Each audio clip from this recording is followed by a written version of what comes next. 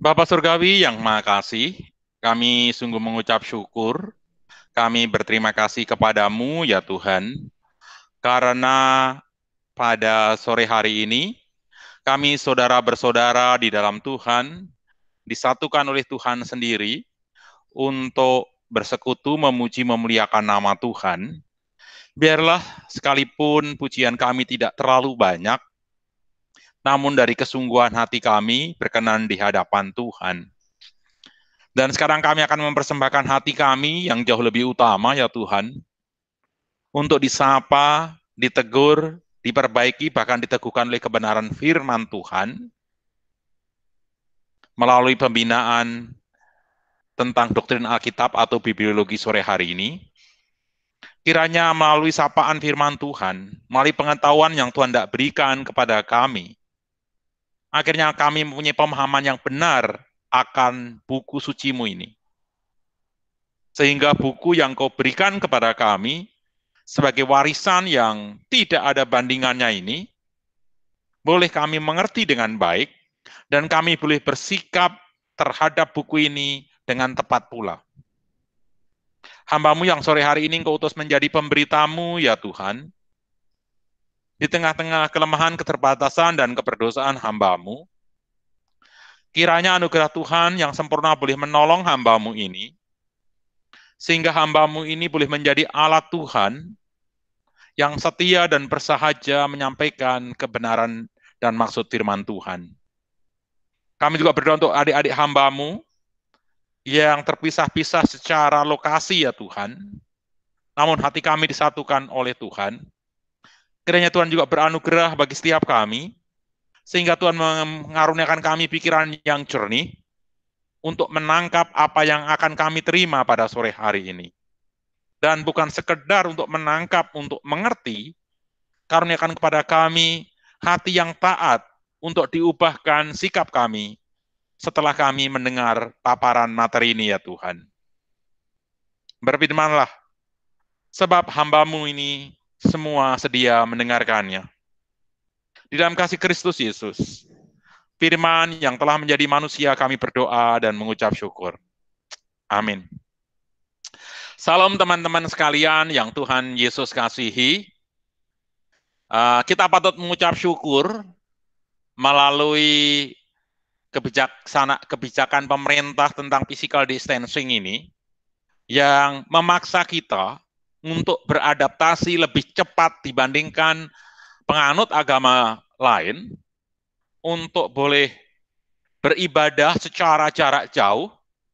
Sekarang sudah tidak terpaku pada gereja tertentu, kita lintas gereja, bahkan seharian kalian bisa bergereja berkali-kali, beribadah dan menambah pengetahuan.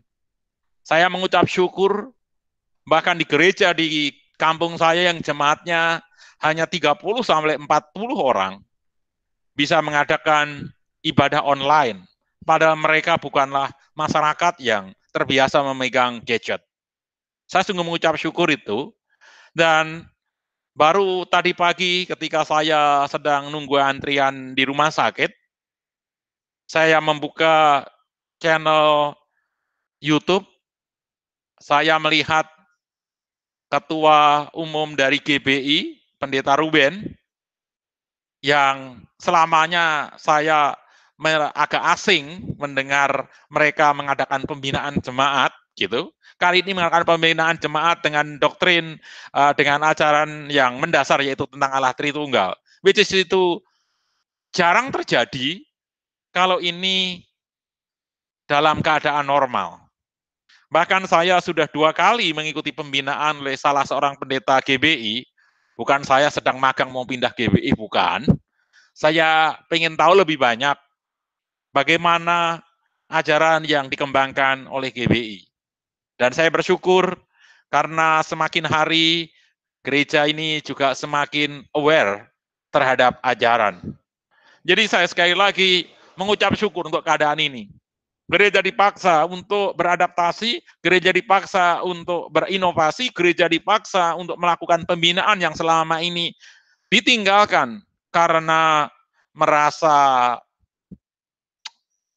tidak terlalu penting tentang pengajaran. kecuali beberapa gereja reform tentunya yang selalu fokus di dalam pengajaran. Dan karena ibadah seminggu sekali online, jadi Senin sampai Sabtu mau diisi apa, makanya diisi pembinaan. Dan saya sekali lagi mengucap syukur kepada Allah untuk keadaan ini. Dan kali hari ini kita akan ibadah bersama-sama juga di dalam bentuk pengajaran. Oleh karena itu, jangan berharap saya akan menyampaikan di dalam bentuk yang sifatnya khotbah atau menantang seperti biasanya. Saya lebih banyak bermain di dalam aras pemikiran sore hari ini. Namun sebelumnya kita akan mendasari percakapan kita sore hari ini dengan membuka Alkitab kita. Mari kita membuka satu ayat saja dari Alkitab, dari Mazmur 119, dan jangan salah terka bahwa saya akan membuka ayatnya yang 9 ataupun 105, bukan itu. Mazmur 119 ayatnya yang ke-20. Mazmur 119 ayat 20, mari kita baca secara bersama-sama. Mazmur 119 ayat 20, 1, 2, ya. Hancur jiwaku karena rindu kepada hukum-hukummu setiap waktu. Ya, meskipun ini belum malam minggu, nuansa bacaan ini seperti nuansa malam minggu bagi yang sudah menjalin relasi. Dikatakan hancur jiwaku karena rindu kepada hukum-hukummu setiap waktu. Mungkin beberapa kita hancur hatiku tidak ketemu dengan dikau secara face to face, sekalipun kita menggunakan FaceTime begitu, ya. Nah, pemazmur mengatakan hancur hatiku karena rindu kepada hukum-hukummu. Di dalam hal ini adalah Torah dan kitab para nabi. Ini bukan suatu ungkapan yang lebay gitu dari seorang pemazmur. Karena kalau kalian membaca Mazmur 119, kalian akan melihat betapa hati dari si pemazmur itu begitu cintanya luar biasa terhadap firman Tuhan. Di sini dilukiskan sebagai hukum-hukummu, yaitu Torah dan kitab para nabi, atau perjanjian lama menurut kita. Mengapa si pemazmur mempunyai pelukisan-pelukisan yang luar biasa? Ini kan perasaannya seperti perasaan seorang yang sedang menjalin relasi jarak jauh, LDR begitu, jarang ketemu, sehingga setiap malam minggu atau setiap malam nungguin harga kuota murah gitu supaya bisa video call begitu. Nah, ini perasaan yang sama dimiliki pemazmur ketika merindukan firman Allah. Dikatakan, hatiku remuk, hatiku rindu karena hukum-hukummu setiap waktu. Dia merindukan firman Tuhan. Mengapa? Karena pandangan dia terhadap firman Tuhan luar biasa. Kali teks yang lain selain yang kita sering ingat gitu ya, bahwa firman-Mu adalah pelita bagi jalanku dan terang bagi jalanku, pelita bagi kakiku dan terang bagi jalanku. Kita melihat lagi ungkapan yang lain lagi. Firman-Mu itu manis, lebih manis dari tetesan sarang lebah madu, sarang lebah hutan. Firman-Mu itu begitu berharga, bahkan jauh lebih berharga dari emas tua sekalipun. Ini pelukisan yang luar biasa dari si pemazmur. Sehingga pemazmur mencintai firman Tuhan, merindukan firman Tuhan, seperti kerinduannya seorang yang LDR. Ini luar biasa menurut saya. Karena itu muncul karena pemahamannya yang jelas akan firman Tuhan. Nah, saya berharap ketika kita secara khusus setelah kita mempelajari tentang bibliologi 1 dan 2, ini akan membawa kita pada sampai taraf seperti itu. Mencintai firman Tuhan, rindu akan firman Tuhan, bahkan remuk hatinya kalau tidak ketemu firman Tuhan. Ya, dan menganggap firman Tuhan bukan sekedar buku biasa, melainkan buku yang berbeda dari buku yang lain, buku istimewa bagi kita.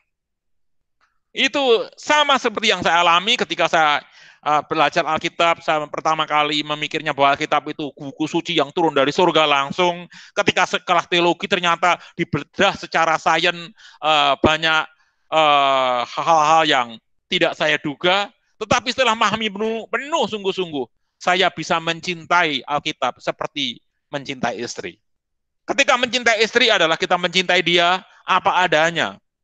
Entah dia sedang pakai daster, entah dia sedang sakit, entah dia sedang tidak dandan, entah dia sedang belum mandi, dan sebagainya.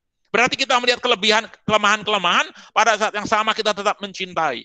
Dan ketika kita nanti melihat Alkitab, dari menjadi buku yang istimewa, sekaligus juga buku yang bukan turun dari surga begitu saja, tetapi kita bisa mencintainya sedemikian rupa dan nggak mau digantikan oleh buku yang lain. Baik, saya introduksi supaya tidak terlalu kelamaan. Mari kita bedah apa itu bibliologi. Tahukah kita, seperti iklan kalian, bahwa Alkitab adalah merupakan buku yang paling laris dijual. Ini adalah hasil survei sekitar 10 tahun yang lalu. Di dalam 50 tahun terakhir, Alkitab itu terjual tidak kurang dari 4 miliar eksemplar. Coba bandingkan buku Harry Potter, ya, yang sangat fenomenal waktu itu, ternyata sampai sekarang hanya sekitar 400-500 ribu. Jadi 1/8 dari Alkitab di dalam era penjualan pada kurun yang sama. Alkitab adalah buku terlaris sepanjang sejarah. Dan survei sekitar tahun 2010 juga mengatakan bahwa di Amerika 42% dari penduduk di Amerika, sekitar 75 juta orang dewasa, mengatakan bahwa mereka itu membaca Alkitab. Bahkan mereka berpikir bahwa Alkitab itu merupakan hal yang sangat penting. Demikian Barna, lembaga penelitian Kristen, melakukan penyikian.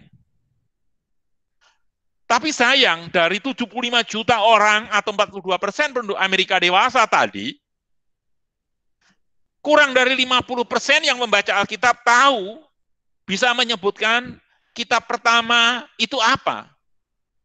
Secara 50% mengatakan Alkitab yang utama itu Kejadian, sisanya nggak ngerti. Jadi mereka sangat aneh, katanya Alkitab itu penting, tapi menyebutkan isi judul buku yang pertama aja nggak ngerti. Paling nggak kalau kita kan tahu, kalau membeli buku, tahu pernah baca buku ini, pernah, apa judulnya, paling nggak kan gitu. Nah ini mereka tidak. Ternyata di dalam penelitian yang sama, mereka itu juga membaca Alkitab, rata kurang dari 7 menit sehari. Saya mengajak kita berefleksi, jujur aja pada diri sendiri, berapa lama kita membaca Alkitab sehari? Di sisi lain, orang Amerika hampir menghabiskan waktunya 5 jam sehari di depan TV hanya untuk menonton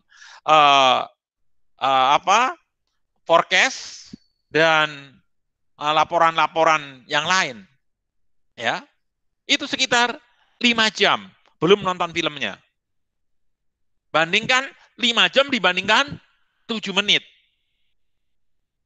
Dan kalau dilihat survei yang lain yang dilakukan oleh Liveway sekitar tahun 2012,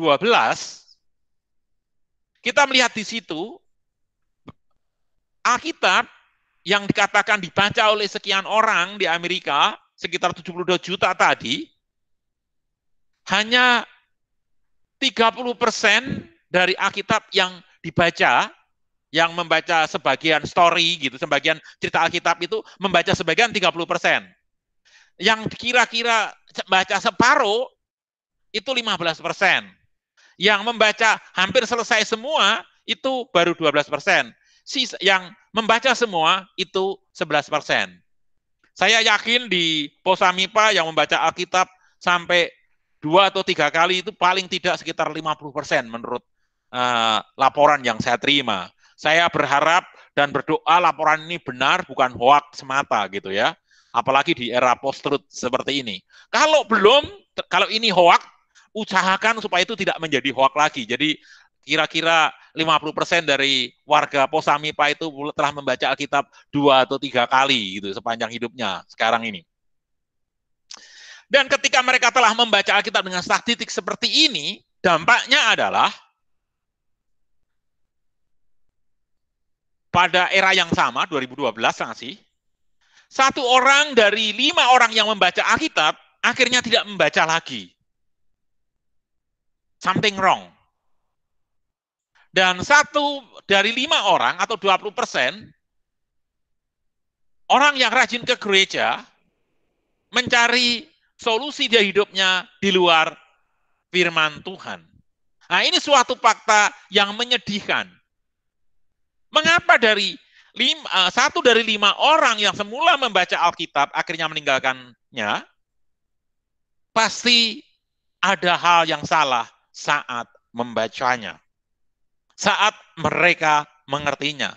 Nah, saya berharap melalui bahan kali ini, yang tentu saja kita akan extend waktunya, kita nanti berharap bahwa kita akan menilai Alkitab begitu fairnya, begitu jujurnya, namun pada saat yang sama kita mencintai Alkitab kita secara sincere dan genuine juga.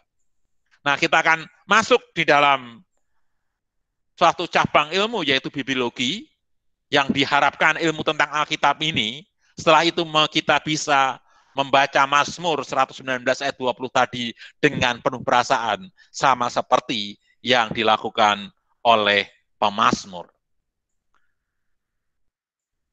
Nah, kalau kita melihat Alkitab dari sejak terjadinya, pewahyuan, penulisan, penyalinan, dan seterusnya, hingga sampai kita saat teduh dan memberitakannya di poin yang ke-9, ini adalah bagaimana Alkitab sampai kepada kita. Kita tidak akan pernah membaca Alkitab jika tidak pernah ada cerita tentang Alkitab. Orang tidak mungkin cerita Alkitab tentang kita sebelum dia menerima Alkitab terjemahan di dalam bahasa dia dan seterusnya. Namun kita tidak akan membahas semua komponen, semua proses ini nggak selesai, karena bibliologi yang akan saya bahas, yang saya habiskan di dalam 2x3 SKS selama kuliah, ini kita akan selesaikan di dalam 2 kali pertemuan, masing-masing 3 SKS, itu hanya 3 hal ini, yaitu pewahyuan dan inspirasi, penurun alihan, dan penterjemahan. Hanya 3 bagian ini saja, tentu di dalamnya termasuk kanonisasi dan lain sebagainya. Nah, kali ini kita akan membahas bagian yang pertama, yaitu revelation dan inspiration saja. Saya berharap saya bisa menyelesaikannya dengan baik, karena ini baru slide yang ke-4 atau ke-5 kalau saya tidak salah, sedangkan kita harus menyelesaikan sekitar 62 slide. Nah, ya, jadi inilah yang akan kita pelajari di dalam bibliologi yang pertama. Secara khusus adalah introduksi dan revelation dan inspirasi. Nah, ini kita sudah menghabiskan 15 menit, sisanya akan saya kejar untuk yang warna merah ini. Oke, kita mulai dari pewahyuan. Nah, kalau kalian pernah membaca suatu tantangan bahwa Alkitab ada yang menyebutnya firman Allah, atau ada teori lagi yang mengatakan Alkitab adalah mengandung firman Allah, ada lagi yang berpandangan Alkitab adalah menjadi firman Allah. Pandangan-pandangan di sekitar kita terhadap Alkitab itu muncul karena konsep atau pandangan mereka terhadap pewahyuan itu sendiri. Ya. Oleh karena itu kita akan memulai tentang pewahyuan dan inspirasi. Kata pewahyuan atau kata wahyu di dalam bahasa Greka itu adalah apokalipsis, yang artinya memperjelas atau menampakkan diri. Sayang saya tidak bisa bermain hide and seek terhadap kalian karena secara online. Itu kalian bayangkan ketika saya di dalam rumah, kalian ketok pintu, terus saya membuka horden saya di depan, dan saya menampakkan muka saya sebelum saya membuka pintu. Ketika saya menampakkan muka saya di depan horden hanya kepala saja, itu yang namanya di dalam bahasa Yunani itu apokalipsis. Menampakkan sebagian yang dulunya tidak kelihatan sama sekali, ini menampakkan sebagian. Nah, apa yang saya sampaikan dan apa yang kalian mengerti tentang diri saya, itu adalah upaya apokalipsis saya terhadap kalian. Baik melalui khotbah, baik melalui tulisan, baik melalui candaan saya, baik melalui teguran saya, baik melalui tertawa saya, baik melalui kemarahan saya terhadap kalian. Itu adalah wujud dari apokalipsis. Apakah dengan demikian kalian sudah mengenal saya 100%? Belum. Dan tidak mungkin. Orang istri saya yang tiap malam tidur dengan saya aja tidak mengerti saya 100%. Ya, yang tahu 100% diri saya bukan saya, Allah yang menciptakan saya. Nah, jadi pewahyuan adalah ketika per definisi Kristen, Allah menampakkan diri, Allah mewahyukan dirinya sendiri, baik melalui ciptaan, baik melalui sejarah, baik melalui kesadaran atau hati nurani, dan puncaknya melalui Alkitab. Oleh karena itu, per definisi maka ada dua, yaitu yang disebut pewahyuan umum, dan yang kedua nantinya adalah pewahyuan khusus. Pewahyuan umum seperti saya sebutkan sebelumnya tadi, bisa melalui alam semesta. Kalian bisa lihat teksnya itu misalnya Mazmur 19 ayat 2-5, gitu ya, di mana Pak ciptaan menceritakan kemuliaan Allah. Roma 1 18-21 masih berbicara tentang ciptaan, manusia ketika Allah mewahyukan diri dan ciptaan dan manusia tidak bisa dapat berdalih. Juga melalui pemeliharaan Allah, Allah yang memberikan matahari kepada orang yang fasik dan orang yang benar, orang yang menurunkan hujan kepada orang yang fasik dan kepada orang yang benar. Orang memberikan matahari, Tuhan memberikan matahari kepada orang yang fasik kepada orang yang benar.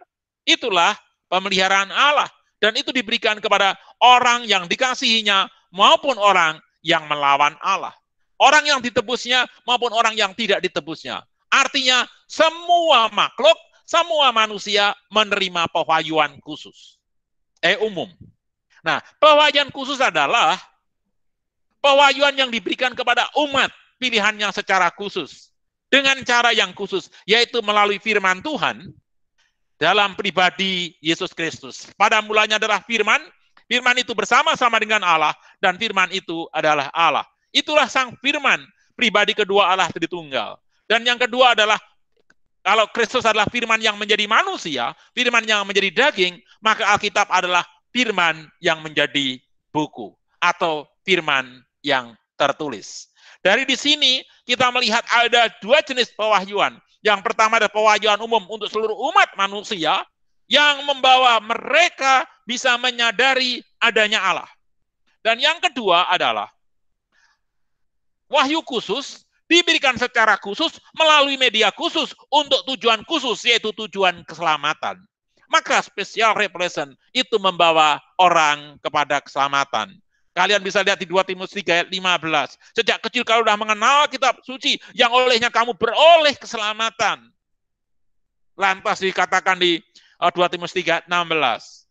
Segala tulisan yang diilhamkan Allah bermanfaat untuk mengajar, menyatakan kesalahan, memperbaiki kelakuan, dan menyatakan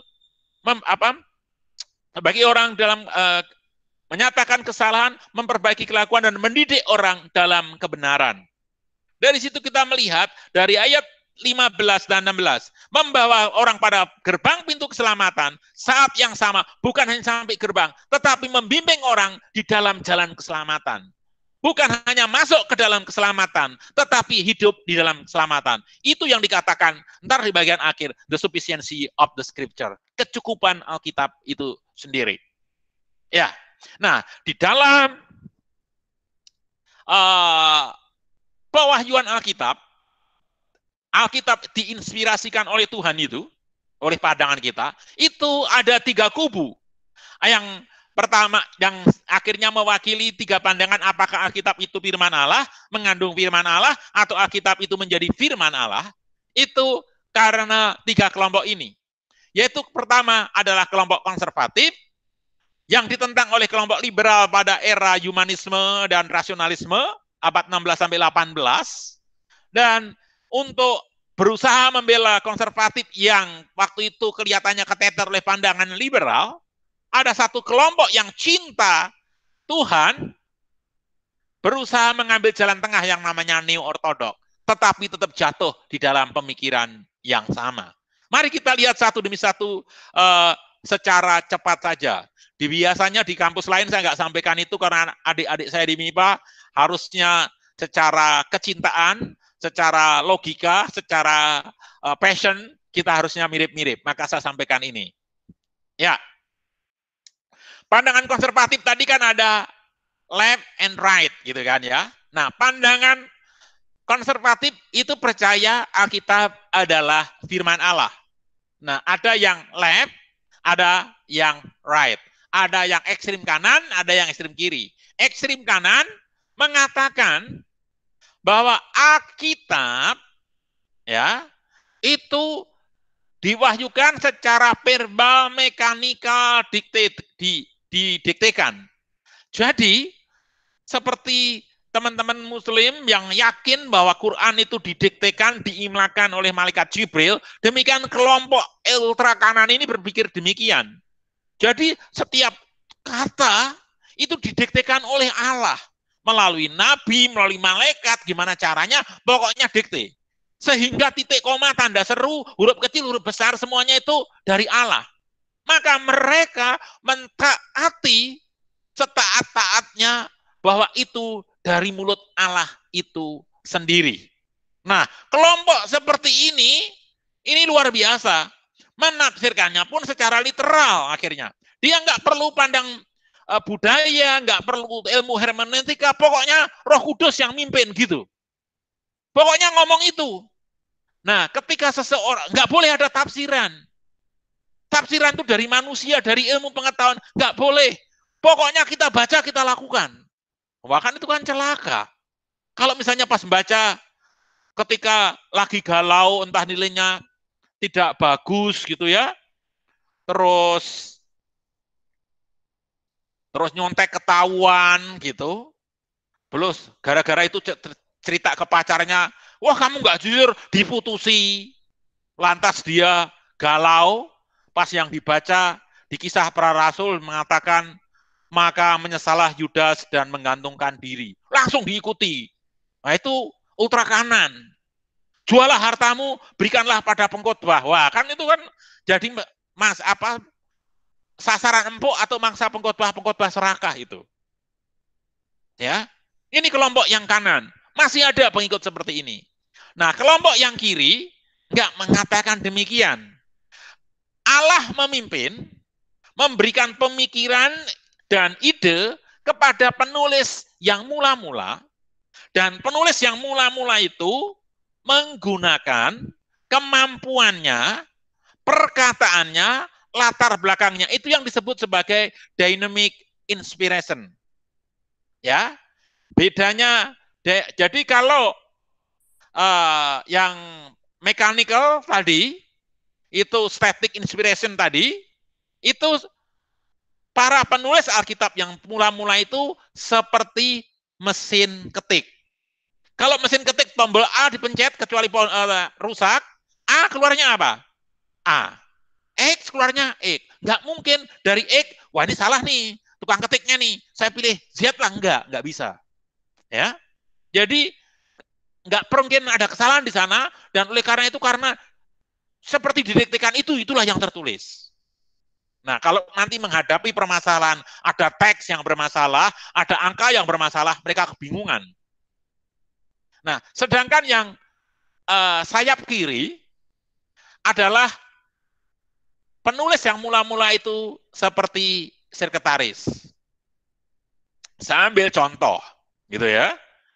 Misalnya, karena COVID-19 ini, di gereja saya memutuskan untuk kebaktian secara online. Maka diadakan rapat untuk bikin pengumuman. Nah, kalau pengumumannya itu ditulis oleh sekretaris majelis, pasti perkataannya kan begini. Jemaat yang Tuhan Yesus kasihi, Shalom. Di dalam era kesulitan seperti ini, kiranya Tuhan meneguhkan kita, dan seterusnya, dan seterusnya. Dan kepada kita diberi himbauan untuk berbagi kepada sesama. Misalnya begitu. Nah, ketika kita melihat seperti itu bahasanya majelis. Tapi kan anak-anak remaja harus bikin pengumuman juga.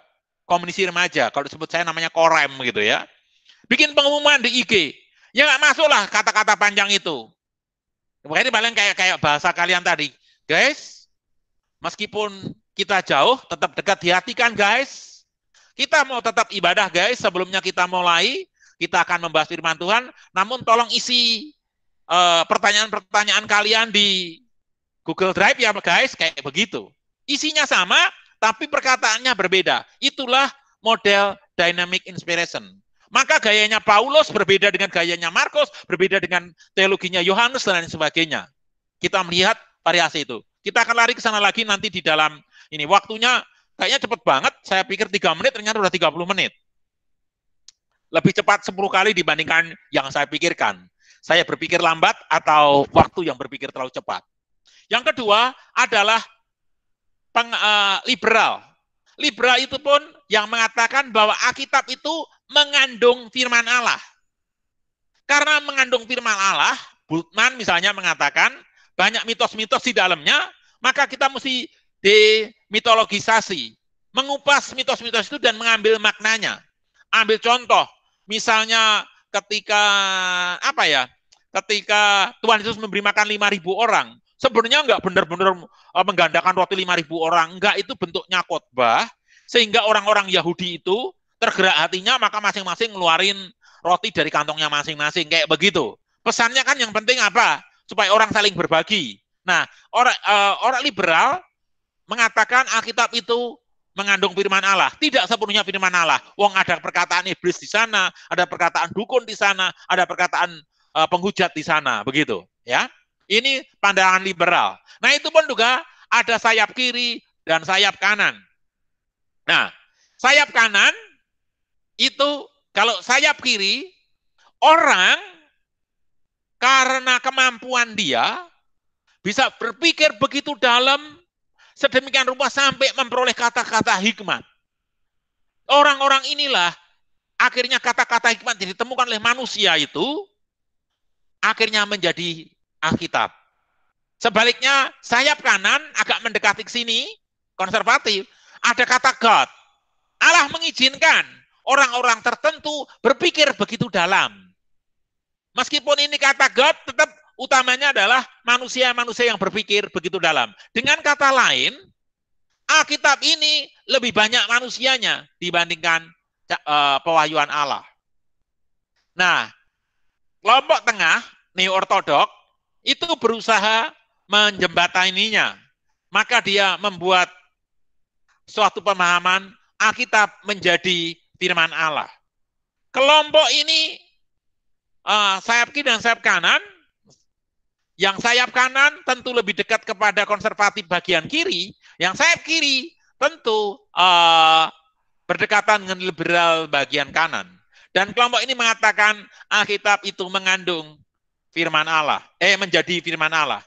Kalau kalian mendengar kata logos dan rema, nah logos itu kitabnya, logos itu tulisan matinya yang dari Allah. Nah, ketika logos itu kena di hati saya, itu namanya rema, itu menjadi firman Allah.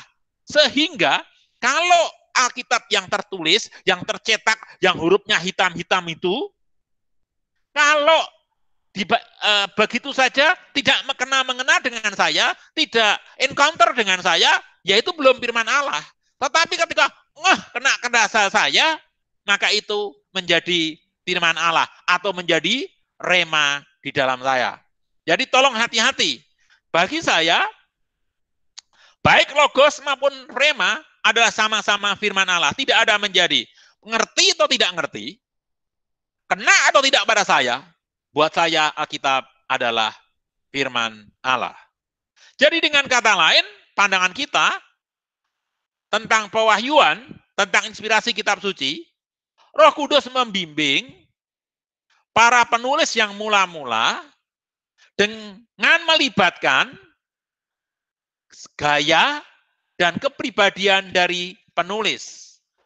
Oleh karena itu, Allah membimbing Maka gaya ini menjadi, atau tulisan ini menjadi Alkitab yang bebas dari kesalahan, yang nanti kita sebut inerensi pada bibliologi yang kedua. Jadi Alkitab pada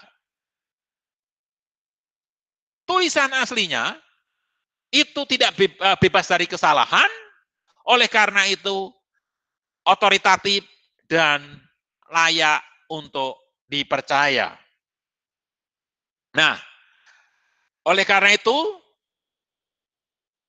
Rasul Paulus menggunakan istilah ketika menulis surat kepada Timotius bahwa all scripture itu bukan kata yang terjemahan yang tepat.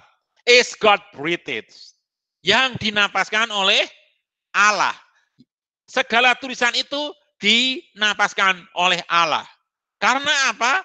Karena Roh Kudus sendiri yang membimbing. Sayang, waktunya tidak cukup, jadi saya melompati analisa Rasul Petrus di kisah di tulisannya dan membandingkan dengan perjalanan Paulus yang semakin membuktikan bahwa Alkitab itu diilhamkan oleh Allah. Dan untuk membuktikan bahwa Alkitab itu benar-benar diilhamkan oleh Allah, kita akan melihat beberapa bukti berikut ini. Ya, sekalipun bukti ini tidak kebenaran Alkitab adalah firman Allah, tidak tergantung dari bukti ini. Saya biasanya menyampaikan 10 ini, 10 alasan mengapa saya percaya Alkitab firman Allah, itu juga membutuhkan waktu satu sesi tersendiri. Oleh karena itu saya tidak akan membahas ke 10, 10-nya saya hanya akan membahas 4 diantaranya secara ringkas.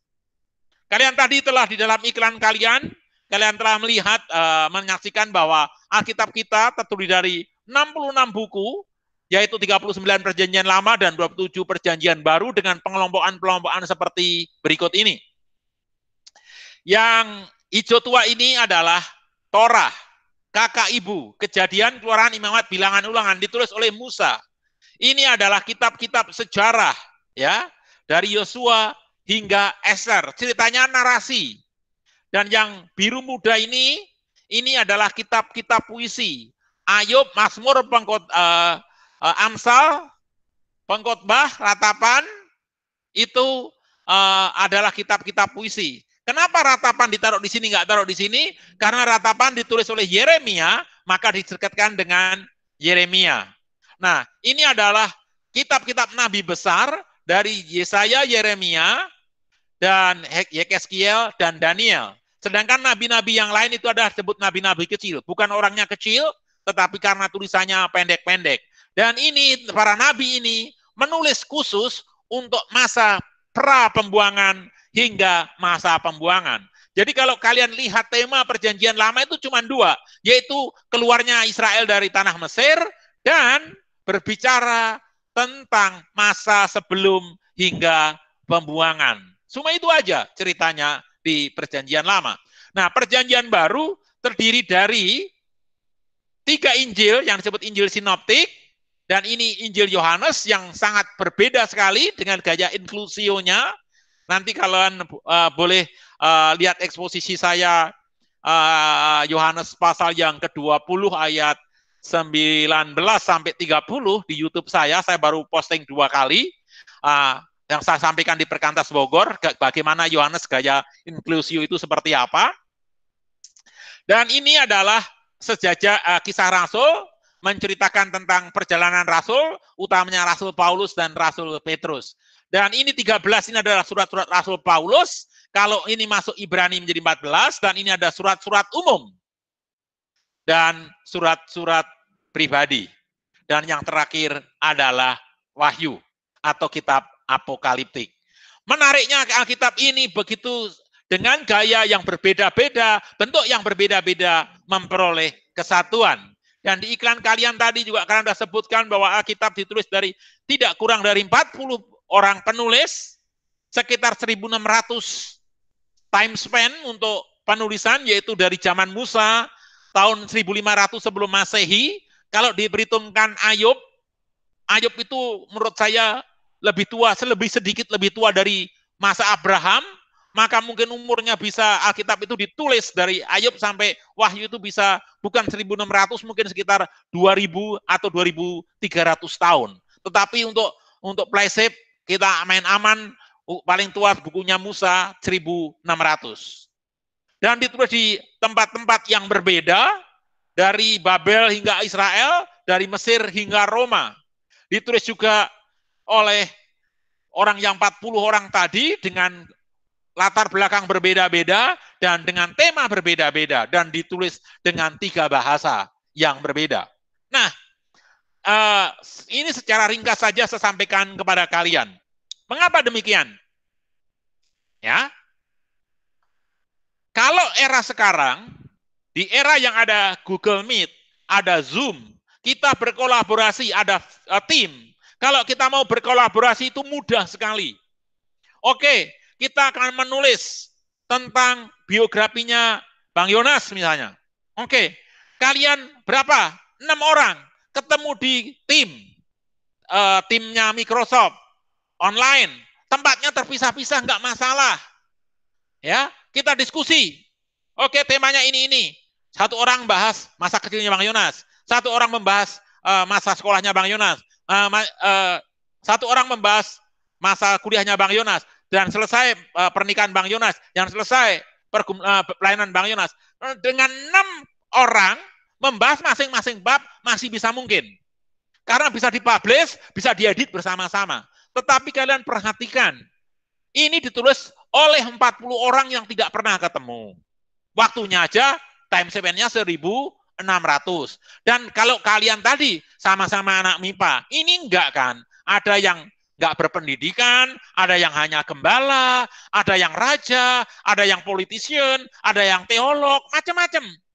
Nah, nomor satu, kalau kalian masih bisa, udah pakai tim, udah bisa saling edit, bisa saling berkomunikasi, tempatnya sama, ini berbeda semua. Dan ini tidak pernah bertemu dan menjadi satu tulisan yang sifatnya inline dan koheren. Dan ini yang menjadi alasan pertama kali mengapa Bang Yonas menjadi Kristen. Karena apa? Karena ketika saya baca setelah waktu kelas 2 SMP, saya membaca Alkitab pertama kali.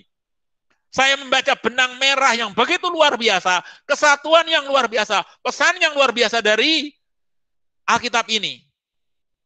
Yaitu mulai dari penciptaan, hingga jatuh dalam dosa, hingga ramalan ataupun nubuatan hadirnya Mesias hingga penebusan. Ini luar biasa. Oleh karena itu saya sangat-sangat diteguhkan. Kalau tadi Rasul Paulus mengatakan semua firman Tuhan itu diilhamkan, maka Rasul Petrus meneguhkan kembali. Sebab tidak ada pernah nubuat dihasilkan oleh kehendak manusia, tetapi oleh dorongan Roh Kudus, orang berbicara atas nama Allah. Tolong perhatikan di sini.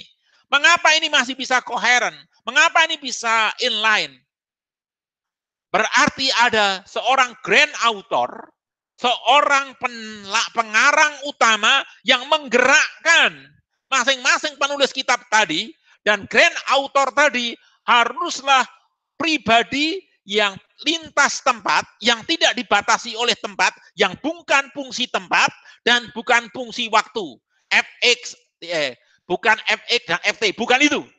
Tetapi yang tidak dibatasi oleh tempat dan waktu. Dan pribadi yang tidak dibatasi tempat dan waktu hanyalah pribadi yang menciptakan tempat dan waktu, ruang dan waktu, yaitu Allah itu sendiri. Allah lah yang menjadi grand author dari Alkitab.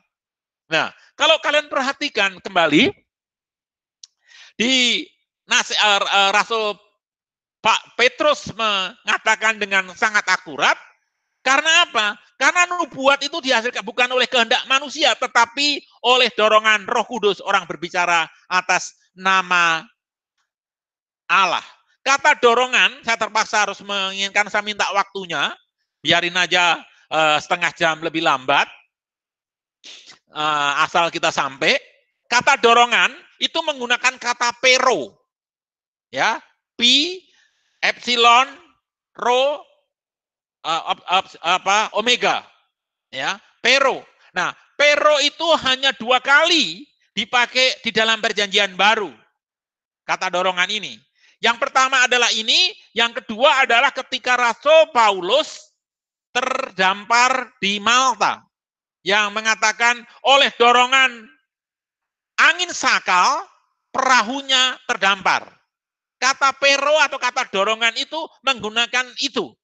Nah, perhatikan, ketika seorang nahkoda mengendalikan kapal, jangan sekarang kapal modern, ya kapal waktu itu, kalau kalian nonton Popeye itu, yang ada apanya itu, kemudinya itu, pakai seperti itu, pakai manual seperti itu, ketika kena angin sakal, apakah siapa itu pengemudi kapalnya itu langsung ya nyerah aja lah, biarin aja angin di bawah? Kan enggak. Ya, kapten kapalnya kan akan berusaha untuk mengarahkan arah kapal baik dengan kemudi maupun dengan layar. Artinya apa? Kemampuan si pengemudi, kemampuan kaptennya bekerja sama untuk mengarahkan kapal, tetapi arah kapal itu tetap dipero, didorong sampai ke tujuan arah angin. Nah, demikian juga di dalam penulisan kitab suci.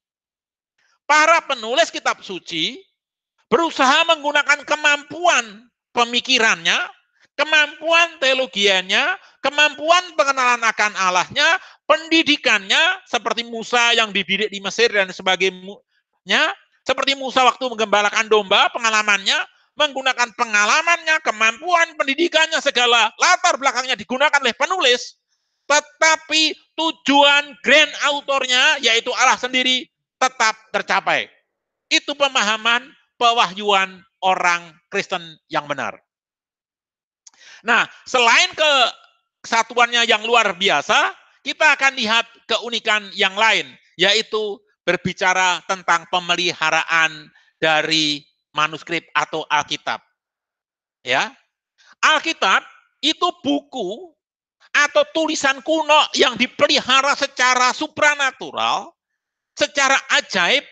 Kita menyebutnya Allah.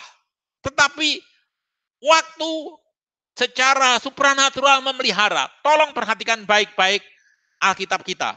Ya, bukunya Caesar ini ditulis antara 100 sampai 44 sebelum Masehi. Dan manuskrip yang ada, kopian yang ada, itu adalah manuskrip terakhir tahun 900 setelah Masehi. Artinya dari tulisan awal, dari kopian yang mula-mula, dari terbitan asli ke terbitan yang ada, itu beda 1000 tahun. Dan hanya ada 10 kopian. Ada 10 salinan, kopian belum ada waktu itu. Ada 10 salinan. Dan ini dianggap oleh para ahli sebagai tulisan yang otentik. Tulisannya misalnya seorang sejarawan Greka, Tacitus. Dia menulis tahun 100 setelah Kristus, ya. Dan kopian yang paling tua, yang paling ditemukan, yang paling tua itu 1100. Ada 1000 kopian, 1000 salinan, ada 20 salinan dalam time span 1000 tahun. Jaraknya 1000 tahun, hanya ada 20, itu pun dianggap tidak ada masalah. Tulisannya Homer. Ada time span 500, paling banyak ini sangat akurat banget, udah nggak pernah dilakukan karena banyak manuskripnya, yaitu 643. Tolong perhatikan perjanjian baru. Time span-nya hanya sekitar 25 sampai 50 tahun, jumlah manuskrip yang kita punya 24.000. Minggu depan di bibliologi yang kedua, kalian akan menjawab dan sekaligus membungkam tuduhan bahwa Alkitab pernah dipalsukan. Karena untuk memalsukan itu berarti harus mengganti manuskrip yang ada selama 24.000 manuskrip plus dengan tulisan yang harus benar-benar sama dengan 24 ini. Berarti harus mencari 24.000 orang yang bisa menulis tulisannya sama di 24.000. Minggu depan kita akan bahas lebih detail mengenai hal ini. Sehingga tuduhan suatu kitab yang mengatakan Alkitab kita sudah dipalsukan itu harusnya menjadi bahan olok-olokan terbesar bagi yang mempercayainya. Pemeliharaannya yang ajaib. Voltaire, salah seorang filsuf dari Prancis, di masa hidupnya dia pernah mengatakan bahwa 100 tahun setelah ini, setelah dia mendengar tentang Alkitab itu, dia meyakini buku kuno yang jelek ini akan sudah dilupakan. Nggak nyampe 100 tahun tentu dia sudah meninggal. Rumah yang dia punya dijadikan tempat penerbitan Bible Society yang pertama.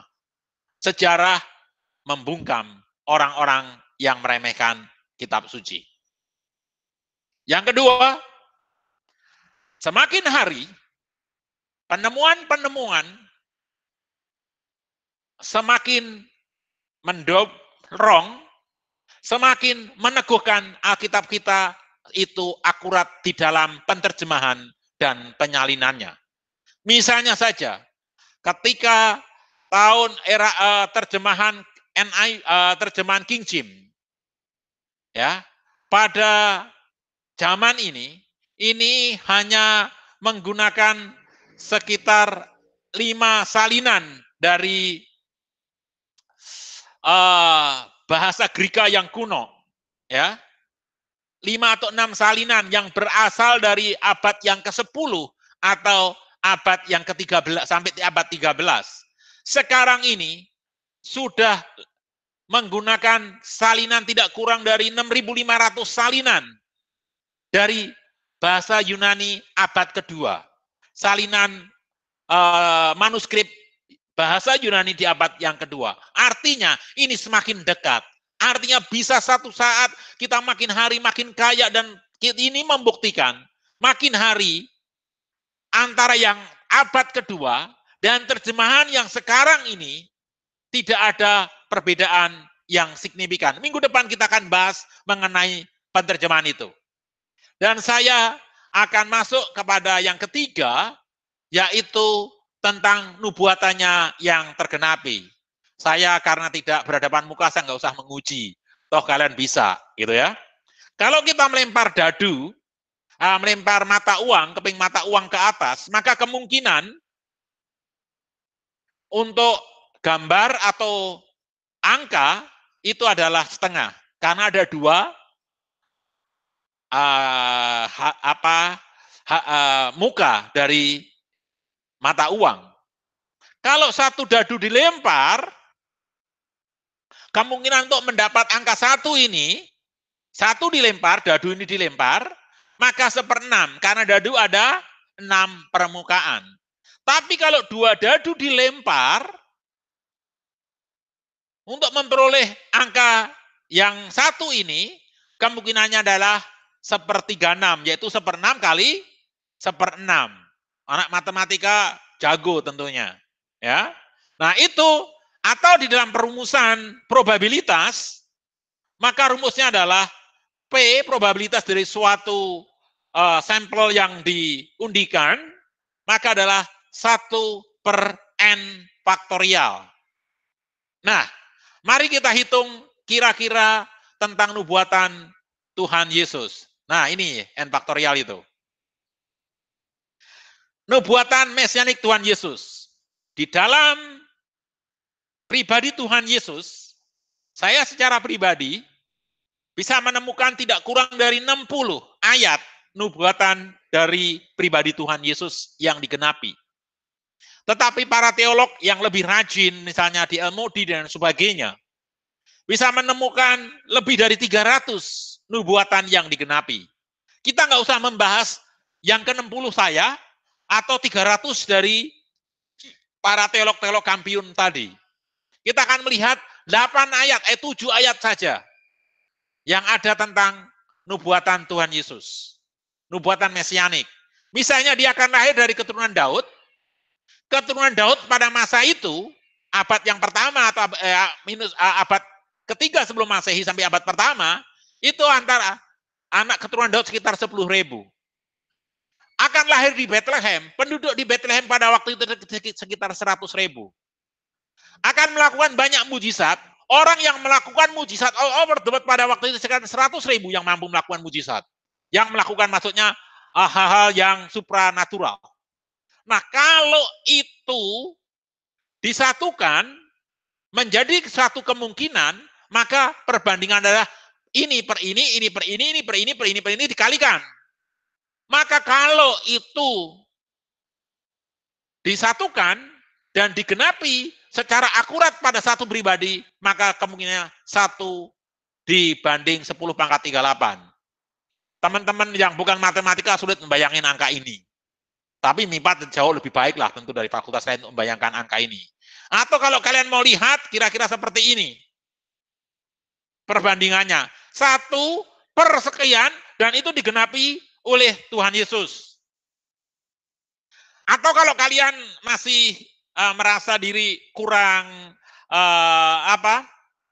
kurang dramatis, kalian bayangkan negara bagian Texas itu ditutupi oleh kepingan uang $1. Seluruh Texas di cover ditutupi oleh uang $1. Dan bukan hanya satu, tetapi tebalnya 60 cm atau selutut. Kalian seluruh negara Texas di cover uang $1 satu lutut tingginya, dan kalian suruh nyari satu mata uang di antara segitu banyaknya dan ketemu. Dan itu digenapi dalam pribadi Tuhan Yesus. Itu yang mengatakan adalah seorang ahli matematik namanya William Stoner. Nah, bukunya apa? Nanti akan saya kasih tahu. Bukunya murah. Dulu zaman saya hanya 8.000. Sekarang mungkin antara 20 sampai 25.000. Nah, ini bagian yang terakhir. Kalau semua buku itu bisa memberi kamu informasi, Alkitab bisa merubah kamu. Beberapa orang ini akan mengakhiri percakapan kita yang membuktikan bahwa Alkitab itu diwahyukan oleh Tuhan. Dan orang-orang ini adalah orang-orang yang diubah oleh Alkitab. Yang pertama saya akan mengutip Nabil Quresh. Nabil Quresh adalah seorang Islam Sunni dari Iran. Ketika dia bermigrasi ke Amerika, di dalam perkuliahannya dia bersahabat dengan seorang Kristen yang namanya David Wood. Dan ketika bersahabat David Wood, mereka terjadi interaksi, berdiskusi tentang iman mereka. Dan karena sering terjadi dialog, berdiskusi, karena mereka sama-sama seorang pemikir dan seorang yang terbuka, akhirnya Nabil Quresh menemukan kebenaran di dalam kekristenan dan akhirnya ikut kelompok kecilnya David Wood. Dan di dalam statementnya, di dalam bukunya, dia mengatakan, I love Islam because I studied Muhammad life. Whereas in Quran and in Hadith. I accept the gospel because I studied Jesus life. Karena apa? Dari mana dia belajar tentang Yesus life? Dari Perjanjian Baru. Dari Alkitab. Nabil Quresh bisa bertobat karena membaca Alkitab. Dan dia telah pernah datang ke Indonesia sekali. Dia menjadi seorang apologet yang handal. Sayang, usianya tidak terlalu panjang. Buku-bukunya sangat banyak. Bahkan sudah ada ya e-booknya. Misalnya Seeking Allah, Finding Jesus. No God But One, Answering Jihad, dan seterusnya, dan seterusnya. Beberapa tahun yang lalu meninggal karena kanker usus. Siapa lagi? Ini.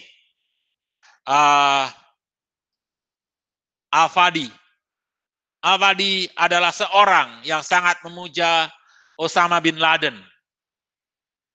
Dan ketika dia membaca Alkitab, dia mengatakan bahwa Alkitab yang selama ini dipercaya bahwa sudah korup, sudah dirusak, sudah dipalsukan, tidaklah demikian. Itu Alkitab sungguh-sungguh dipercaya. Dan dia sekarang memberikan sirah internasional yang menolong orang-orang petobat-petobat baru di negara-negara Muslim. Mereka dibawa keluar, menerima baptisan di luar, pulang lagi, menyain gereja di bawah tanah. Dan kalian tahu, Iran adalah negara yang paling tinggi secara persentase yang menerima Injil di seluruh dunia sekarang ini. Siapa lagi? Muhammad Hasan Yusuf, anak pemimpin Hamas yang menerima Kristus karena Injil. Guslan Fatimah Ahmad, yang kemudian setelah menjadi Kristen menjadi Guslan Esther. Kalian boleh membacanya Kerudung yang Dikoyakkan atau The Torn Veil. Bisa kalian cari di buktisaksi.com. Atau buku tulisannya atau Mark Gabriel, PhD, seorang mantan profesor dari Islamic History di Al-Azhar Kairo. Dia juga menerima kebenaran dari Injil yang dia baca. Bahkan dia harus meninggalkan keprofesorannya dan akhirnya bahkan dia pernah dihukum dikubur sampai leher di pasir dan dia bisa melarikan diri ke Afrika Selatan dan akhirnya menetap di Amerika. Di Indonesia kita mengenal Yusuf Romi yang sebelumnya adalah seorang aktivis muslim yang rela membakar gereja dan lain sebagainya, bertemu Tuhan melalui Alkitab.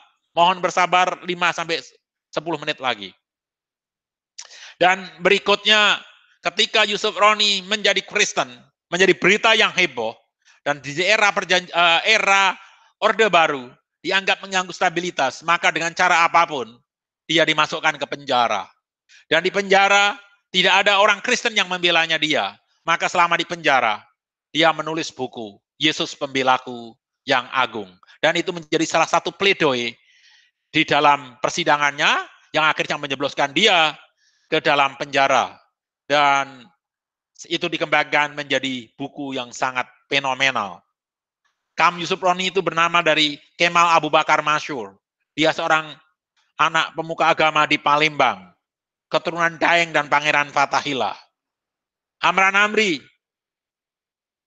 yang juga menemukan dia seorang aktivis Muhammadiyah di Kalimantan Timur, juga demikian. Ada lagi Suradi bin Abraham yang sekarang tinggal di Amerika. Saifuddin Ibrahim yang salah seorang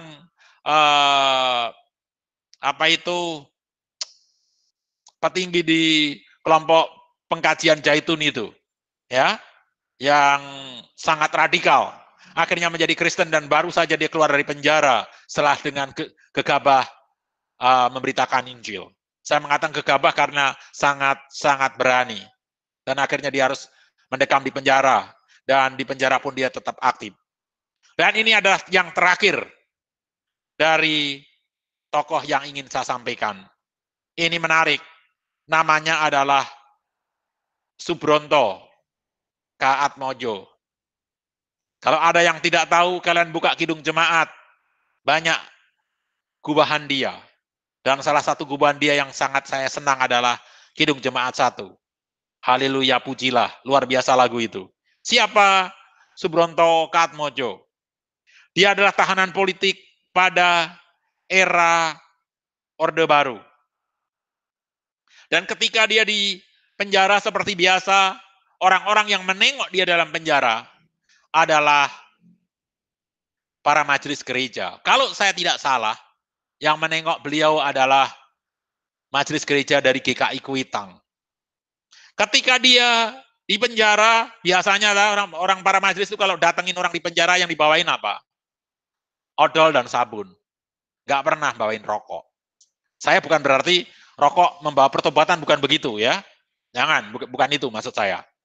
Nah, ketika orang dibawain rokok ke dia, dibawain sabun dan odol, dan Alkitab tentunya, dia merasa kebingungan karena dia harus merokok.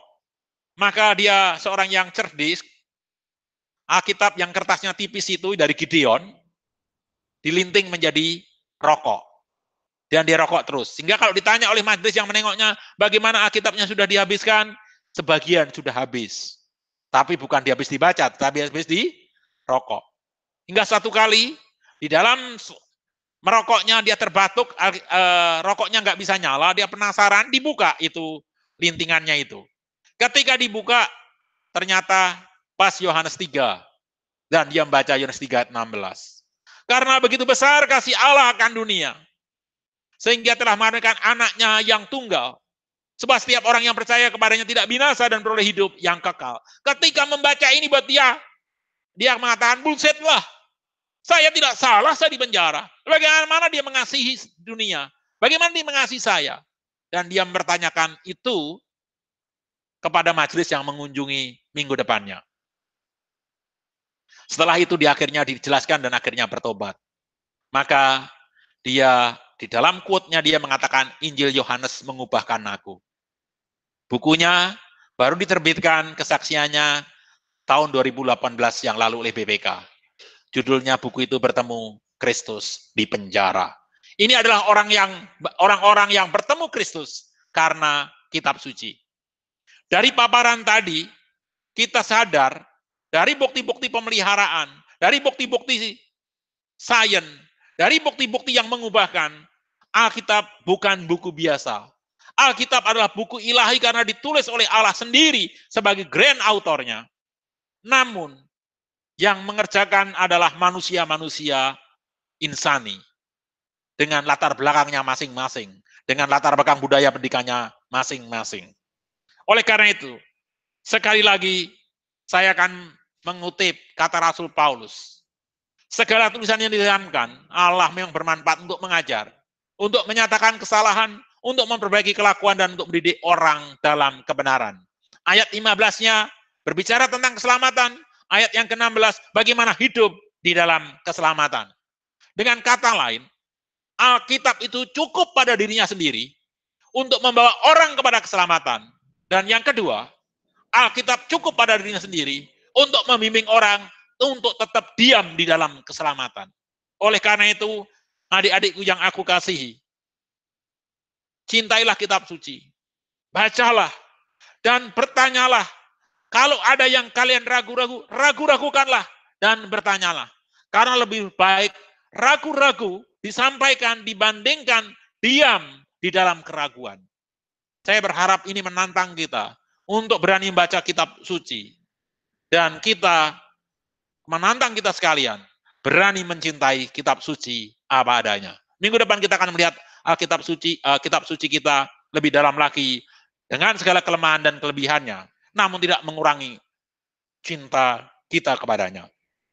Saya tidak menutupnya, Alkitab bukan buku yang sempurna, sesempurna luar biasa, tetapi buku yang bisa membawa kita kepada keselamatan hidup dan keselamatan.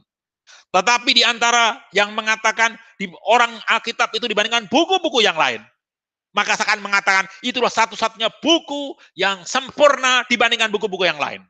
Saya mengatakan tidak sempurna karena sana-sini ada cacatnya. Tetapi dibandingkan buku-buku yang lain, Alkitab incomparable, jauh lebih superior dibandingkan buku-buku suci yang lain yang pernah ada. Minggu depan kita akan bahasnya lagi. Tuhan Yesus memberkati. Amin. Barangkali ada pertanyaan, silakan.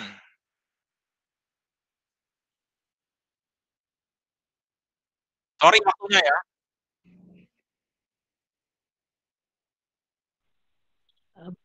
Baik, terima kasih Bang Yonas untuk firman pada hari ini.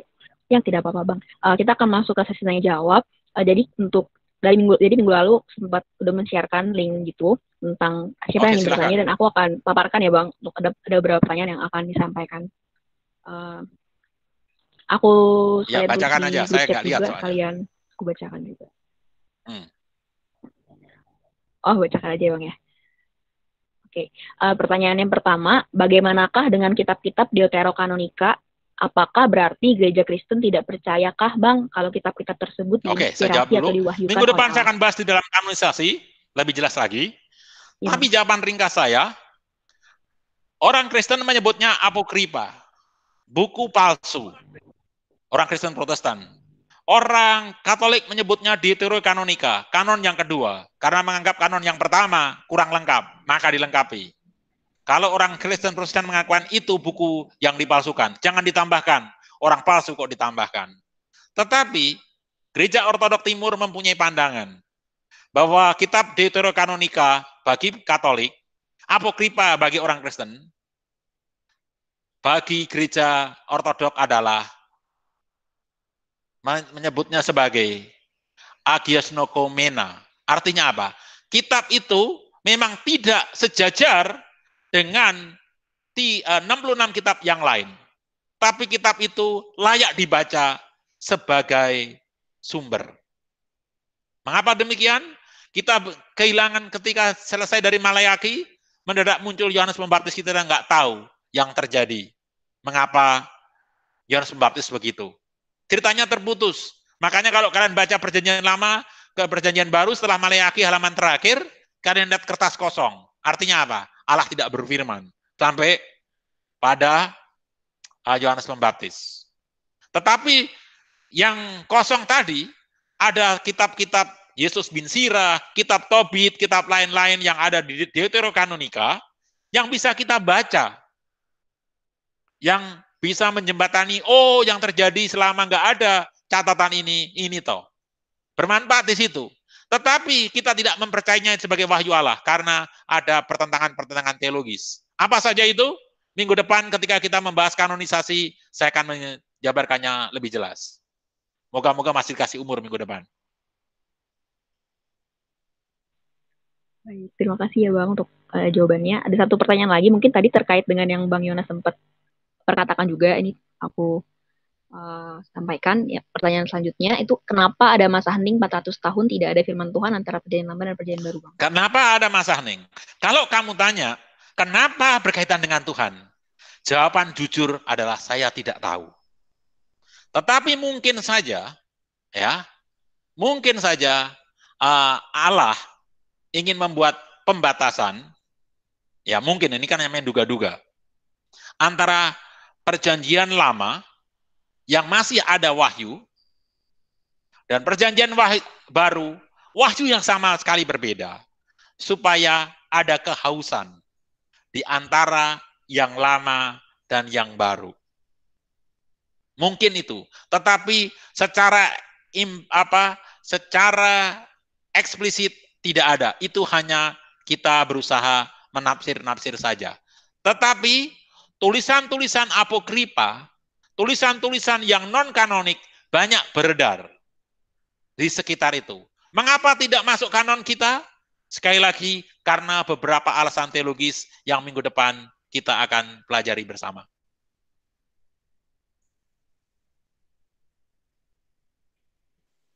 Oke, baik Bang, terima kasih untuk jawabannya. Mungkin dari teman-teman yang saat ini telah mendengarkan biologi yang pertama ini, aku persilahkan jika ada pertanyaan, mungkin aku batasi kali ya, satu atau dua. Nunggu lama. Iya Bang. Ya, 20 atau 30 pertanyaan lah. Oke, silakan. Mantap.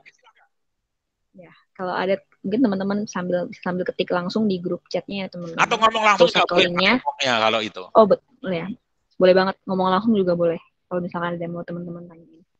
Oke, ada pertanyaan Bang dari Filipi Vanessa Nenggolan. Aku bacakan ya Bang. Silakan. Bang, bagaimana dengan Thich Nhat Hanh dan Quraish Shihab yang tidak mengimani Alkitab, tetapi dapat memiliki hikmat dan damai dengan pilihan hidupnya sebagai pengajar Buddha yang satunya Muslim? Oh, ya. Itu yang namanya itu pertanyaan yang sama bagi agnostik, bagi yang lain. Damai, kita berbicara damai yang sungguh-sungguh damai, ya. Itu antara kebenaran dan perasaan itu dua hal yang berbeda. Kita bisa merasa aman karena kita tidak tahu apa-apa. Contohnya begini, dulu waktu saya nggak tahu kalau jantung saya bermasalah, ketika saya agak napas pendek, saya langsung begini, oh itu sakit mah. Karena memang mah saya bermasalah. Jadi saya tenang-tenang aja. Begitu saya sakit, saya tenang aja. Yang penting saya minum Promak. Dan kebetulan memang hilang. Tetapi sekarang berbeda. Begitu saya sesak napas, langsung pikiran saya langsung, ini serangan jantung kah? Saya harus ke UGD atau enggak? Dulu lebih tenang dibandingkan sekarang enggak? Lebih tenang dulu. Yang benar sekarang atau yang kemarin? Yang sekarang. Karena emang jantung saya bermasalah. Nah, kira-kira begitu. Orang yang tidak merasa apa-apa, belum tentu orang yang sehat. Ada suatu penyakit yang sarafnya mati semua. Kena api juga nggak sakit. Kakinya digunting juga nggak sakit. Dia nggak sakit, tapi sebenarnya dia sakit parah. Karena dia tidak tahu ada bahaya. Mungkin satu, saya lupa namanya, saya punya bukunya 2, yang dari Buddhis itu, karena dia pernah dibandingkan, Buddha and Christ. Dia pernah nulis itu kalau nggak salah, bukunya warna merah. Itu merasa tenang karena dia tidak mengerti makna dosa. Kalau dia mengerti, dia akan pasti akan gelisah. Sama dengan Quraisy Shihab. Saya juga bingung. Saya sempat bertanya, kenapa orang-orang ini tahu salah? Menurut saya nggak tenang. Menurut saya dia tahu loh kalau dia salah. Karena misalnya, mohon maaf gitu ya, bagaimana Quran ditulis, bagaimana hadis ditulis, kan mereka tahu. Ya, kelemahannya seperti apa. Tetapi mereka tetap stay di sana. Itu suatu alasan yang tidak saya mengerti. Tetapi sekali lagi, perasaan tenang belum tentu itu benar-benar tenang. Sama seperti orang yang tidak bisa merasa sakit, justru di dalam bahaya besar. Kita tahu, kita bisa merasakan api itu panas, sakit, baik atau tidak? Nggak nyaman, tadi baik. Karena apa? Begitu kita ada api, merasa panas, kita langsung menghindar. Itulah yang saya katakan, mungkin mereka adalah suatu ketenangan yang sifatnya semu. Kita mungkin mempunyai kegelisahan yang menyelamatkan. Saya bersyukur, saya adalah orang yang gelisah waktu saya SMP dan akhirnya kembali kepada kekristenan. Saya ingat sebelum saya tutup pertanyaan ini, Rasul Petrus pernah mengingatkan, jadilah kamu seperti bayi yang baru lahir, yang selalu rindu akan air susu yang murni dan yang rohani. Bayi by nature pasti nyari susu ibunya. Hanya bayi yang sakit yang tidak perlu merasa nyari susu ibunya. Orang yang tenang tidak mencari kebenaran, bukan orang yang sehat. Dia orang yang sakit. Jadi kalau hidup kalian tenang-tenang saja, nggak baca Alkitab juga tenang, mencuri juga tenang, mencontek juga tenang, berbohong juga tenang, itu ketenangan yang palsu, adik-adikku. Itu membahayakan. Waspadalah untuk itu. Lebih baik kamu gelisah, tapi gelisah yang menyelamatkan dibandingkan ketenangan yang menjerumuskan. Itu jawaban saya. Baik. Makasih Bang Yonas pertanyaannya. Kita masuk ke pertanyaan selanjutnya ya Bang, karena ada banyak ternyata pertanyaannya. Nggak apa-apa. Oke, selanjutnya mantap. Untuk yang selanjutnya ada dari Frederick Arga. Pertanyaannya, mengapa Perjanjian Lama memiliki sumber penerjemah yang berbeda seperti Septuagint dan Kitab Yahudi? Mengapa terjemahan Perjanjian Baru? Mengapa Perjanjian Lama memiliki sumber penerjemah yang berbeda seperti Septuagint dan Kitab Yahudi? Ya, Septuagint, yang Yahudi pun juga ada 2 versi. Versi Samaria dan versi Ibrani. Sedangkan yang Septuaginta diterjemahkan di dalam bahasa Yunani, tujuannya adalah supaya orang-orang Yunani yang waktu itu menjadi pusat kebudayaan dunia bisa menerima Yudaisme. Jadi 70 penerjemah kira-kira, atau kira-kira 70, nggak tepat 70, menerjemahkan itu ke dalam bahasa Yunani. Tujuannya adalah supaya orang-orang di luar Yahudi bisa nerima hikmat. Apakah mereka diperintah oleh pemerintahan Yunani atau inisiatif penginjilan mereka sendiri atau pemberitaan Torah mereka sendiri? Tidak terlalu jelas.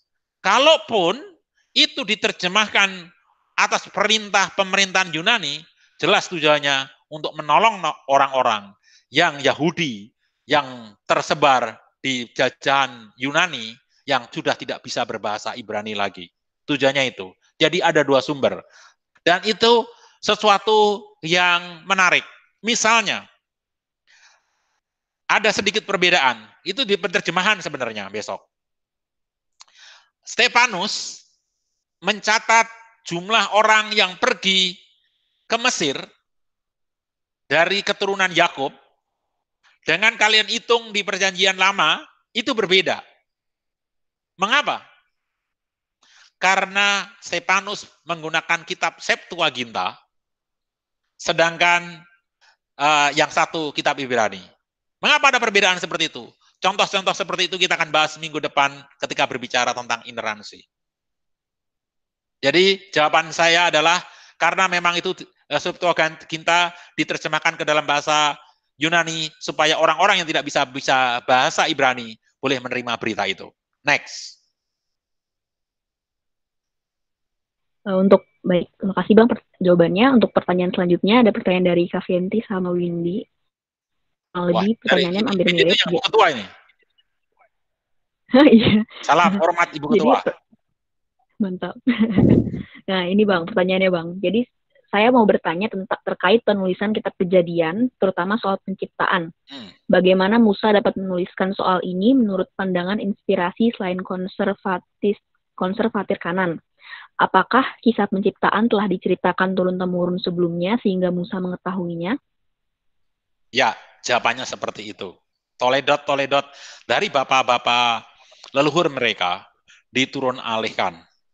Jadi ada yang berpandangan, wah kayak Musa melihat gambaran untuk dituliskan, gitu. Ada yang berpandangan itu. Tetapi saya adalah tergolong sayap kiri, agak modern begitu, mungkin liberal sedikit. Saya mempercayainya ketika Musa belajar literatur, ketika dia bertemu mertuanya, dia mendengar cerita dari Harun, mendengar cerita dari keluarga Amran bapaknya, dan lain sebagainya. Ketika di dalam perjalanannya dari Mesir menuju Israel, disitulah dia menulis. Tujuan penulisannya dia, karena orang-orang Israel supaya tidak tergoda menyembah dewa-dewa, yang menyembah matahari, yang menyembah bulan, yang menyembah patung, menyembah macam-macam. Maka Musa menggunakan cerita tadi, kesaksian dari leluhur mereka, untuk menulis itu. Maka dia menggunakan pada mulanya adalah Allah. Karena untuk menghantam paham yang menyembah komponen-komponen yang ada di alam semesta. Pada mulanya ada Allah. Jadi Allah yang menjadi sumber. Gitu loh. Jadi Allah yang menjadi sumber, Allah lah pencipta. Jadi kalian jangan sampai tergoda untuk menyembah ciptaan yang lain. Udah begitu pun ternyata ketika Musa nggak turun-turun dari Gunung Sinai, mereka teringat kepada Mesir menyembah lembu emas. Di Yesaya kalian temukan banyak ayat seperti itu. Jadi saya setuju dengan Ibu Ketua yang telah belajar bibliologi berkali-kali sehingga dia dengan tepat menjawab pertanyaannya sendiri. Ya, itu menggunakan teledat atau tuturan oral tradition dari para leluhur mereka yang kemudian ditulis di dalam perjalanan selama keluar dari Mesir hingga menuju seberang timur Yordan. Itu jawaban saya. Oke, baik Bang, terima kasih untuk jawabannya. Selanjutnya ada pertanyaan lagi dari Windy. Bang, bagaimana menjelaskan perbedaan detail dalam kisah Injil Markus 6 ayat 8 dan Matius 10 ayat 9-10? Apakah hal ini ada kaitannya dengan perbedaan pandangan penulis atau karena hal ini minor jadi tidak begitu penting, Bang? Mana-mana? Markus berapa? Markus 6 ayat 8 dan Matius 10 ayat 9-10. Boleh diceritakan? Saya besok akan membahas secara khusus konferensi itu. Boleh kalian ceritakan Markus berapa tadi? Saya baca deh biar ini Markus berapa? Halo? Markus 6 ayat 8, Bang. Markus 6 ayat 8. Markus 6 ayat 8. Oke. Ya. Saya buka yang Matius 10 ya, Bang. Oh, ini dikatakan perjalanan mereka kecuali tongkat roti maupun jangan, ya. Terus di Matius 10. Lukas 10. Matius, Bang. Matius 10 ayat 9-10. Oke, Matius 10 ayat 9-10. Itu 9. Janganlah kamu membawa emas. Oke. 9-10. Ya. Baik, Windy, saya nanti akan bahas bersama-sama saya kan nggak hafal semuanya. Saya akan bahas bersama-sama saat membahas inerensi Alkitab. Boleh ditunda dulu ya?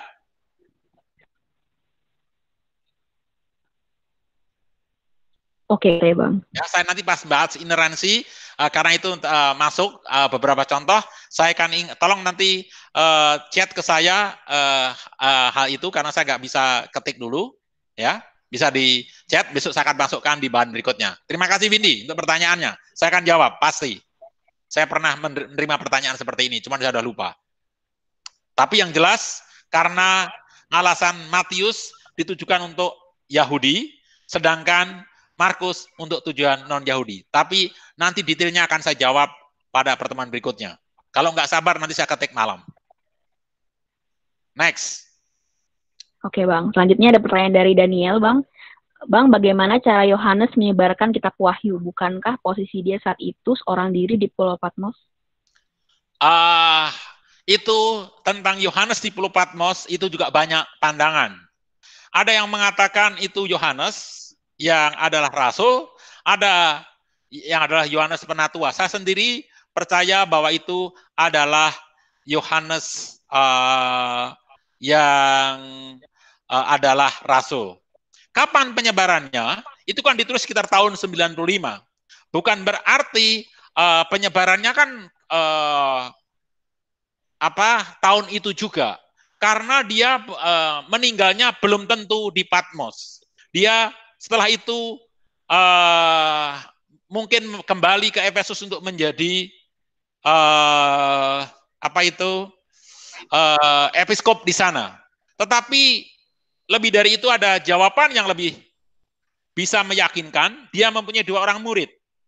Yang satu namanya Ignatius, yang satu adalah Polikarpus. Mereka inilah yang menyebarkannya. Ada satu menarik informasi meskipun tidak berkaitan, di cerita tentang perempuan yang kedapatan berzina. Ingat cerita itu? Yang kedapatan berzina terus orang mau lempar batu semuanya ya. Nah, di situ di terjemahan bahasa Yunani yang lebih kuno tidak terdapat cerita itu. Maka saya katakan Alkitab kita banyak juga bolong-bolongnya, ya. Itu tidak terdapat di terjemahan yang lebih lama. Namun di terjemahan yang lebih baru ternyata ada. Mengapa? Itu ternyata Santo Agustinus atau Agustinus dari Hippo di dalam khotbahnya mengutip. Dalam khotbahnya dia tercatat, dia mengatakan begini. Ketika Santo Ignatius, murid sang rasul, mengkhotbahkan cerita tadi, dia berkata bla bla bla begitu. Artinya Agustinus mengutip Ignatius yang adalah murid sang rasul pernah berkhotbah tentang hal itu.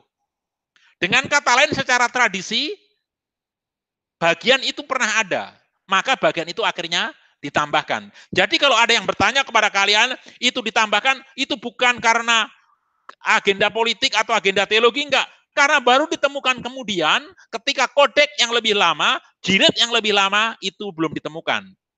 Nah, ketika ditemukan, mengutip pernyataan Agustinus yang mengutip Ignatius yang adalah murid rasul, maka itu menjadi masuk di dalam kanon. Jadi sangat mungkin yang menyebarkan itu adalah murid mereka, yaitu Ignatius dan ataupun Polikarpus. Dua-duanya adalah seorang episkop atau seorang pemimpin jemaat. Dan jangan berpikir bahwa Rasul Yohanes itu diasingkan terus nggak boleh berkomunikasi di pihak luar, enggak. Even Rasul Paulus di zaman Kaisar Nero yang lebih kejam pun dia bisa didampingi Lukas, bisa didampingi Timotius, sehingga bisa menyebarkan tulis-tulisannya kepada Filipi, Kolose, Galatia, dan lain sebagainya. Jadi sekali lagi hal itu